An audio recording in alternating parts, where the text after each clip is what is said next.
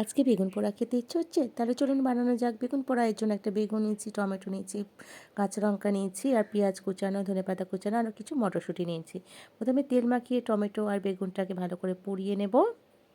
দেখুন, এপিট ওপিট করে ভালো করে পুড়িয়ে নিচ্ছি। বেগুনটা পোড়ানো হয়ে গেছে, এবার আমি নামিয়ে নেব একটা প্লেটের মধ্যে। টমেটোটাকেও নামিয়ে নেব। এরপর আমি 5টা কাঁচা লঙ্কা হালকা করে পুড়িয়ে নেব। এরপর বেগুনের খোসাটা আমি ভালো করে ছাড়িয়ে নেব। কাঁচা লঙ্কাটাও নিয়ে নিলাম, আর বেগুনের ডাঁটিটা কেটে বাদ দিয়ে দিলাম।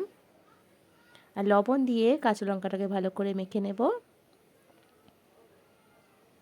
দেখুন, টমেটোটাকে মেখে নিয়েছি, দেখুন কত সুন্দর সিদ্ধ হয়ে গেছে। এরপর কড়াইতে তেল দিয়ে দিলাম, সর্ষের তেল দিচ্ছি এখানে আমি। কাঁচা পেঁয়াজ কুচানো দিয়ে দিলাম,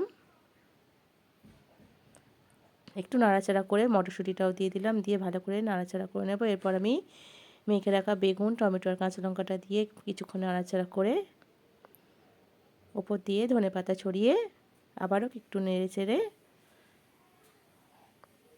আমি এবার নামিয়ে নেব। দেখুন, তৈরি হয়ে গেছে বেগুন পোড়া। রাতে রুটির সাথে পরিবেশন করুন, আশা করি ভালো লাগবে। ভাতের সাথেও খেতে ভালো লাগে। কেমন লাগলো কমেন্ট করে জানাবেন। যদি ভালো লাগে চ্যানেলটিকে লাইক, শেয়ার, সাবস্ক্রাইব করে পাশে থাকবেন। ধন্যবাদ।